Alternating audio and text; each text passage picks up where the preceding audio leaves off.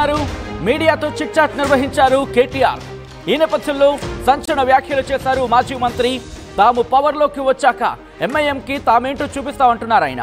10 ఏళ్లు అధికారంలో ఉండగా అక్బరుద్దీన్ తీరుని గమనించాను. అలగడం, ఏదో ఒక పని చేపించుకోవడం ఆయన నైజం అంటూ చెప్పుకొచ్చారు ఆయన. ఎంఐఎంకి ఉన్న సంఖ్యాబలం ఎంత?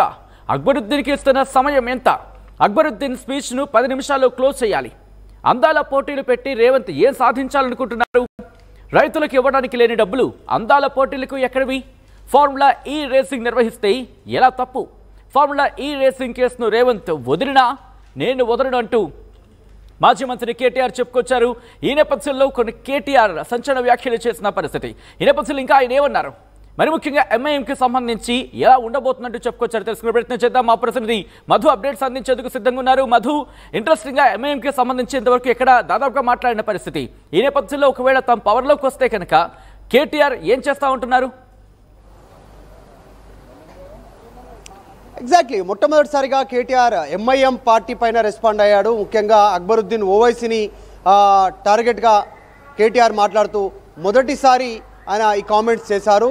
అసలు అక్బరుద్దీన్ ఓవైసీ వ్యవహార శైలిని గత 10 సంవత్సరాల నుంచి గమనిస్తూ వస్తున్నాను. బీఆర్ఎస్ ప్రభుత్వంలో చాలా దగ్గరగా, చాలా క్లోజ్గా, ఎప్పుడూ ఏదో ఒక అలగడము, ప్రభుత్వం పైన అసంతృప్తి వెలగట్టడము, సో ఏదో ఒక అంశాన్ని తెరపైకి తీసుకురావడం, తన పెండింగ్ పనులన్నీ చేయించుకోవడం అంటూ ఆయన టార్గెట్ చేశారు. అంటే పెండింగ్ పనులు అంటే పర్సనల్ పనులు, ఎంఐఎం పార్టీకి సంబంధించినటువంటి ప్రజా సమస్యల ద్వారా కాకుండా వారి కుటుంబ సమస్యలు, ఇంకా ఇతరత్రకు సంబంధించిన అంశాలను ఏదో రూపంలో వాటిని పరిష్కరించుకోవడం. సో ఇట్లా అలగడము, ప్రభుత్వాన్ని భయపెట్టడము, పనులు చేయించుకోవడము. అసలు వారు ఉన్న సంఖ్య ఎంత, వారికి సభలో దొరుకుతున్న సమయం ఎంత, మైక్ ఇస్తున్నటువంటి సమయం ఎంత? అసలు అక్బరుద్దీన్ ఓవైసీకి ఎంఐఎం పార్టీ తరఫున కేవలం 20 నిమిషాలు మాత్రమే సమయం ఇవ్వాలి. అట్లా కాకుండా గంటల తరబడి మైక్ ఇస్తూ ఉన్నారు.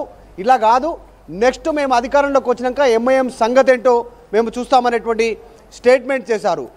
దాంతోపాటు ఎంఐఎం విషయంలో మేము కూడా గతంలో తప్పు చేశామనేటువంటిది కూడా కేటీఆర్ ఒప్పుకున్నారు. సేమ్ అదే విధంగా గతంలో ఎంఐఎం కూడా మరి బీఆర్ఎస్ అధికారంలో ఎక్కువ సమయం మైక్ ఇచ్చారు, ఎక్కువగా వారికి ఇచ్చే ప్రయత్నం చేశారు. సో వీటన్నిటిపైన మొదటిసారి ఎంఐఎం పార్టీ పైన కేటీఆర్ వ్యాఖ్యానించారు. 2024 డిసెంబర్లో జరిగినటువంటి అసెంబ్లీ సమావేశాల సందర్భంగా ఒక్కసారి మనం కొద్దిగా బ్యాక్ ఆలోచన చేస్తే ఏం జరిగిందనేది కొంచెం రీకాల్ చేసుకుంటే, ఇదే అక్బరుద్దీన్ ఓవైసీ 10 సంవత్సరాలు బీఆర్ఎస్ అధికారంలో ఉన్నప్పుడు బీఆర్ఎస్ పార్టీని ఆహా ఓహో అంటూ పొగిడారు. అద్భుతం అంటూ పాలన, కేసీఆర్ పాలన అద్భుతం అంటూ పొగిడారు. సభలో చాలా పెద్ద ఎత్తున పొగడ్తలు గుప్పించారు. ప్రతి అంశంలో బీఆర్ఎస్కు మద్దతు తెలిపారు. తర్వాత కాంగ్రెస్ అధికారంలోకి వచ్చిన తర్వాత 2024 డిసెంబర్లో ఆయన మాట్లాడిన స్పీచ్ ఏం మాట్లాడారో ఒకసారి గుర్తు చేసుకుంటే, బీఆర్ఎస్ పార్టీని అత్యంత దారుణంగా 20 నుంచి 30 నిమిషాలకు పైగా బీఆర్ఎస్ను తూలనాడారు ఇదే సభలో, మొన్న జరిగినటువంటి సభలో. సో దాంట్లో బీఆర్ఎస్ కుటుంబ పార్టీ కేవలం ఒక కుటుంబం కోసం ధరణి తీసుకొచ్చారు, మొత్తం భూములనంతా ఆక్రమించారు, పూర్తిగా అన్యాయం చేశారు, ఆక్రమణలు చేశారు, 1000 కోట్లు దోచుకున్నారు, దోపిడీ చేశారంటూ కేటీఆర్ని టార్గెట్గా ఇదే అక్బరుద్దీన్ ఓవైసీ ఎగ్జాక్ట్లీ కొన్ని నెలల క్రితం ఎగ్జాక్ట్లీ డిసెంబర్లో 2024 డిసెంబర్లో అసెంబ్లీలో టార్గెట్గా మాట్లాడారు. సో అప్పుడు సైలెంట్గానే ఉండింది. అప్పుడు ఆర్టీవీ కూడా బీఆర్ఎస్ నాయకులను అడిగింది, ఓవైసీ మాటలపైన మీ రెస్పాన్స్ ఏంటి, సభలో మాట్లాడిన మాటలపైన అనేటువంటి. అప్పుడు దాన్ని దాటవేసే ప్రయత్నం చేశారు. సభలో ఏదో మాట్లాడుతుంటారు, వదిలేద్దామనేటువంటి ధోరణి వ్యవహరించారు. కానీ ఈరోజు అసలు బీఆర్ఎస్ పైన అక్బరుద్దీన్ ఓవైసీ పెద్దగా మాట్లాడకుండా అక్బరుద్దీన్ ఓవైసీ పైన కేటీఆర్ చాలా సంచలన కామెంట్ చేశారు. వచ్చేది మేమే 3 సంవత్సరాల తర్వాత, మీ సంఖ్యాబలం ఎంత, మీరెంత, మేము వస్తే మీ సంగతి తేలుస్తామంటూ వార్నింగ్ ఇచ్చారు అక్బరుద్దీన్ ఓవైసీకి. దాంతో పాటు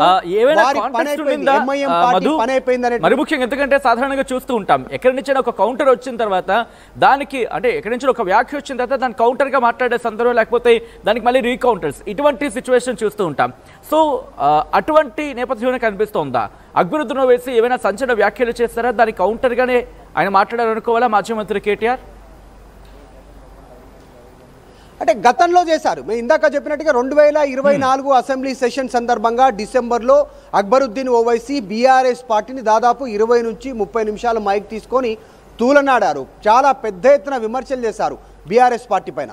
బీఆర్ఎస్ కుటుంబ పాలన అన్నారు, కుటుంబ పార్టీ అన్నారు. అసలు ధరణి తీసుకొచ్చిందే బీఆర్ఎస్ కోసం, బీఆర్ఎస్ పార్టీ నాయకుల కోసం అనేటువంటి స్టేట్మెంట్ చేశారు. 1000 కోట్లు దోచుకున్నారు, అవినీతిమయం, అక్రమమయం బీఆర్ఎస్ పాలన 10 ఏళ్ళు అంటూ స్టేట్మెంట్ చేశారు. కాకపోతే దీనికి విరుద్ధంగా 10 ఏళ్ళు బీఆర్ఎస్తోనే ఎంఐఎం కొనసాగింది. అప్పుడు కూడా బీఆర్ఎస్ పైన విమర్శలు వచ్చాయి. అందుకే కేటీఆర్ తన తప్పును ఒప్పుకునే ప్రయత్నం చేస్తూ ఉన్నారు. యాక్చువల్గా తెలంగాణ రాష్ట్రాన్ని వ్యతిరేకించిన పార్టీ ఎంఐఎం పార్టీ. పూర్తిగా రాయల తెలంగాణకు ఓకే చెప్పారు, కానీ ప్రత్యేక రాష్ట్రానికి తెలంగాణకు ఓకే చెప్పనటువంటి సిచ్యువేషన్ ఉంది. ఎందుకంటే ప్రత్యేక తెలంగాణ రాష్ట్రం ఏర్పాటైతే ఇక్కడ బీజేపీ బలపడే అవకాశం ఉంటుంది. దాన్ని మేము ఒప్పుకోము, రాయల తెలంగాణకు మేము ఓటేస్తున్నామంటూ అసదుద్దీన్ ఓవైసీ ఎంఐఎం పార్టీ తన వైఖరి చెప్పింది. సో ఆ సమయంలో అట్లాంటి తెలంగాణ వ్యతిరేకించిన పార్టీని ఎందుకు వీళ్ళు ఫ్రెండ్లీ పార్టీగా చెప్పుకున్నారు? బీఆర్ఎస్ 10 సంవత్సరాలు ఎందుకు చంకన పెట్టుకొని తిరిగారు? వెంట 10 ఏళ్ళు వారిని ఎందుకు పోషించారు?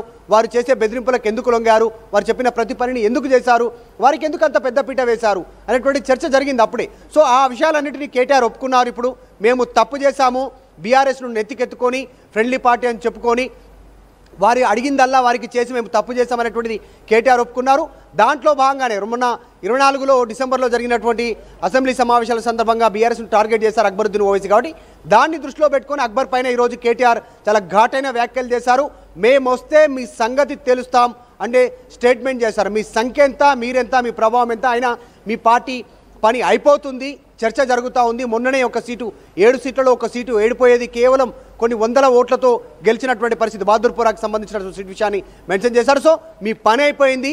కాంగ్రెస్ పార్టీ మంత్రులు కూడా చెప్తా ఉన్నారు, డైరెక్ట్గా వచ్చేది నెక్స్ట్ బీఆర్ఎస్ అనేటువంటిది వాళ్ళు అంతర్గతంగా మాట్లాడుకుంటున్నారు. సో వచ్చేది మేమే, అక్బరుద్దీన్ ఓవైసీ ఖబర్దార్, ఖచ్చితంగా మేము వచ్చిన తర్వాత మీ సంగతి ఏందో తెలుస్తామనేటువంటి స్టేట్మెంట్ చేశారు.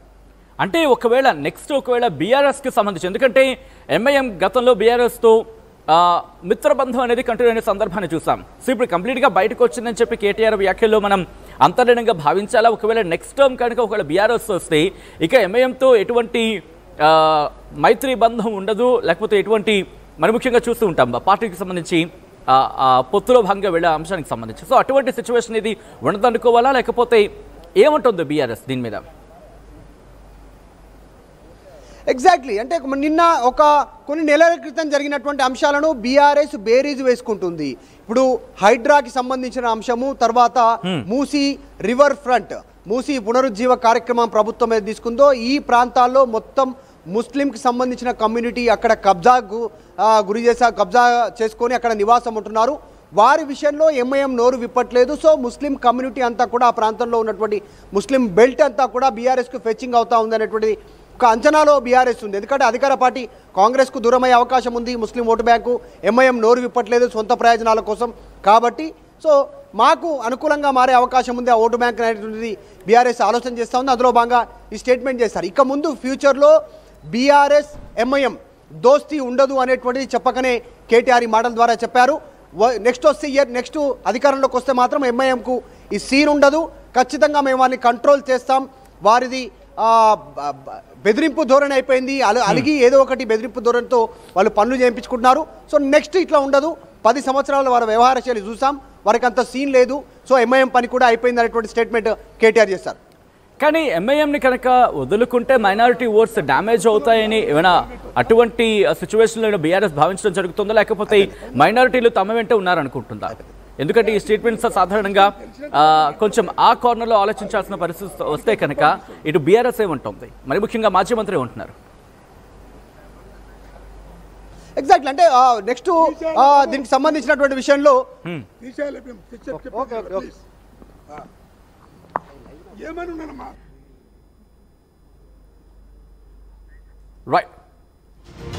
రైట్ మాజీ మంత్రి కేటీఆర్ సంచలన వ్యాఖ్యలు చేసినట్టుగా తెలుస్తోంది. మరి ముఖ్యంగా చిట్చాట్లో భాగంగా ఈ నేపథ్యంలో ఎంఐఎంకి సంబంధించి తాము పవర్లోకి వచ్చాక ఎంఐఎంకి తామంటే ఏంటో చూపిస్తామంటున్నారు మాజీ మంత్రి. 10 ఏళ్లు అధికారంలో ఉండగా అక్బరుద్దీన్ తీరుని గమనించామన్నారు మాజీ మంత్రి. అలకటం, ఏదో ఒక పని చేయించుకోవడం ఆయన నైజమంటూ ఆయన కీలకమైన వ్యాఖ్యలు చేశారు. ఎంఐఎంకి ఉన్న సంఖ్యాబలం ఎంత, అక్బరుద్దీన్కి ఇస్తున్న సమయం ఎంత అంటూ ప్రశ్నల వర్షాన్ని కురిపించినట్టుగా తెలుస్తోంది. అక్బరుద్దీన్ స్పీచ్ను 10 నిమిషాల్లో క్లోజ్ చేయాలి. అందాల పోటీలు పెట్టి రేవంత్ ఏం సాధించాలనుకుంటున్నారు? రైతులకు ఇవ్వడానికి లేని డబ్బులు అందాల పోటీలకు ఎక్కడివి? అంటూ ప్రశ్నల వర్షాన్ని కురిపిస్తున్నారు ఆయన. ఫార్ములా ఈ రేసింగ్ నిర్వహిస్తే ఎలా తప్పవుతుంది? ఫార్ములా ఈ రేసింగ్ కేసును రేవంత్ వదిలినా తాను మాత్రం వదిలేది లేదంటున్నారు మాజీ మంత్రి కేటీఆర్. ఈ నేపథ్యంలో ఏం జరగబోతోంది? బీఆర్ఎస్కి సంబంధించి ఒకవేళ నెక్స్ట్ టర్మ్ కనుక ఒకవేళ సిచ్యువేషన్, ఎందుకంటే సాధారణంగా చూస్తూ ఉంటాం పార్టీల మధ్య రాజకీయాల్లో శాశ్వత శత్రువులు ఉండరు, శాశ్వత మిత్రులు ఉండరు అని చెప్పి మనం మాట్లాడుకుంటున్న సందర్భం. ఈ నేపథ్యంలో బీఆర్ఎస్ మళ్ళీ ఎంఐఎంతో జతగట్టే అవకాశం ఉంటుందా? మీకేమనిపిస్తోంది అనేది కామెంట్ చేసే ప్రయత్నం చేయండి. Enriching the learning experience with the leaders and resources of the world. KLH Global Business.